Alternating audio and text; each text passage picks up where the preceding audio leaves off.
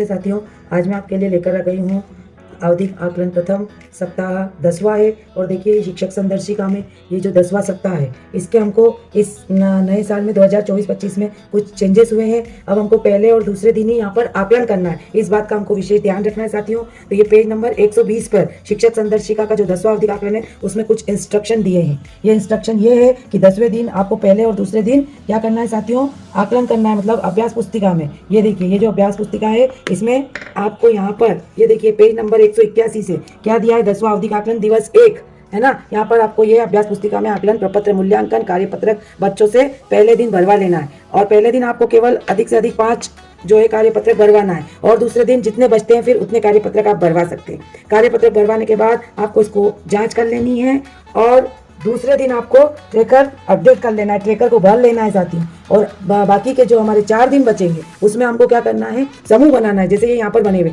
समूह 1 है ना, जिन बच्चों ने सभी लक्ष्य उद्देश्य प्राप्त कर लिए, यानी सभी प्रश्न उन्होंने कर लिए, तो वो समूह 1 में आ जाएंगे। समूह 2 में वे बच्चे आएंगे जो अधिकतर लक्ष्यों को उद्देश्यों को प्राप्त कर चुके, और समूह 3 में वे बच्चे आएंगे जो बहुत कम उद्देश्यों को प्राप्त कर चुके। तो हमें समूह 3 के बच्चों के साथ शिक्षकों को कार्य करना है, और समूह 1 जो है वो समूह 2 के बच्चों के साथ कार्य करेंगे, और उनकी कठिन अवधारणाओं को जो है लक्ष्य प्राप्त करने में सहायता करेंगे। तो इसके लिए एक अलग से कार्य योजना बनेगी, जिसकी वीडियो मैं अलग बनवाऊंगी।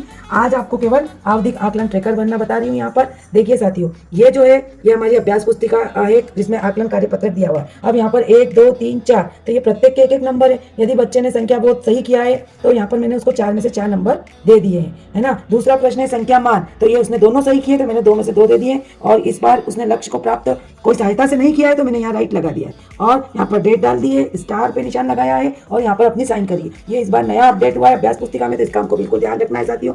इसी तरीके से सारे प्रश्न जो है वो मैंने हल कर लिए। संख्या नाम में देखे तो ये 6 थे, 1, 2, 3, 4, 5, 6, जिसमें से बच्चे ने 4 सही किए, 2 गलत किए, तो यहाँ पर मैंने 6 में से 4 नंबर उसको दे दिए। और यहाँ पर शून्य की अवधारणा में उसने दोनों सही किए हैं, है ना। इसी तरीके से ठीक पहले और ठीक बाद की संख्या में उसने क्या करा है, 2 गलत कर दिए और 4 सही किए, तो 6 में से 4 नंबर दिए। आप इस तरीके से साथियों आकलन को चेक कर लीजिए, और चेक करने के बाद नंबर दे दीजिए। अब आपको देखिए कार्यपत्रक चेक करने के बाद ट्रेकर कैसे बनना है, यहाँ पर मैं आपको ये बता रही हूँ। ये यहाँ तक हमारा पेज नंबर 187 देख लीजिए, यहाँ तक हमको 10वां आवधिक आकलन जो है वो भर लेना है साथियों। अब यहाँ पर देखिए आप ट्रेकर देखिए, मेरी कक्षा में 5 बच्चे हैं। यहाँ पर मैंने नाम लिख रखे हैं साथियों। ये आयुषी कुमावत है, जिसने की संख्या बोध में 4 में से 4 प्रश्न सही किए। संख्या मान में उसने 2 में से 2 प्रश्न ही सही किए। लेकिन यहाँ ऊपर जो लिखा है ना साथियों, ये हमको प्रश्न की संख्या है, इसमें से कितने प्रश्न सही करता है बच्चा, आपको उतने नंबर देना है। अब यहाँ देखिए आप 6 नंबर है, तो 6 में से उसने 4 सही किए, है ना। 6 प्रश्न है, शून्य की अवधारणा के 2 प्रश्न है, 2 में से दोनों सही कर दिए। ठीक पहले ठीक बाद की संख्या में 6 प्रश्न है, अभी मैंने जैसे आपको कार्यपत्रक में बताया था, तो उसने 4 सही किए, तो मैंने 4 नंबर दे दिए। और अधिक और कम में 2 नंबर, तो दोनों ही सही किए। संख्या तुलना में 6 नंबर है, तो 6 की 6 सही किए। आगे पीछे की संख्या में 2 है, तो 2 उसने पूरे सही किए। इस तरीके से साथियों आगे ये देखिए, पूरी अवधारणा हमारी 13 अवधारणा है। लंबाई और ऊंचाई की तुलना में 4 प्रश्न है, 4 सही किए। आकार की तुलना में 2 प्रश्न है, 2 सही किए। भार की तुलना में 2 प्रश्न है, 2 ही सही किए। और समय की अवधारणा में 2 प्रश्न है, 2 ही सही किए साथियों। तो यहाँ पर देखिए उसने ये सारी अवधारणा जो है वो क्लियर करी है। यदि हाँ, तो यहाँ पर केवल एक अवधारणा ठीक पहले और ठीक बाद में वो 4 नंबर लेकर आया है, बाकी उसने सारे प्रश्न सही किए थे। अब प्रज्ञा कुमावत के इसमें देखिए साथियों आप, इसने 3 सही किए 4 में से, 2 में से 1 ही सही किया। ये जो हरी लाइन मैंने करी है इसको, ये मतलब मेरी समूह 3 में जो बच्ची जा रही है, तो ये मेरी इसने अधिकतर लक्ष्यों को कम प्राप्त किया है, तो मैंने उसको यहाँ टिक कर लिया है। और ये समूह 3 में यहाँ पर मेरी बच्ची जा रही है। अब यहाँ पर देखिए साथियों मेघांश और सार्थक, है ना, ये जो है ये ऐसे 2 बच्चे जिसने सभी प्रश्न हल कर लिए। यहाँ पर देखिए मैंने लाल पेन से उसको टिक करा है, इन्होंने सारे प्रश्न जो है वो हल कर लिए, पूरे में से पूरे नंबर लेकर आए, तो ये बच्चे दोनों ही मेरे समूह 1 में जा रहे हैं। और जो ये पहली बच्ची है आयुषी कुमावत, इसने यहाँ पर केवल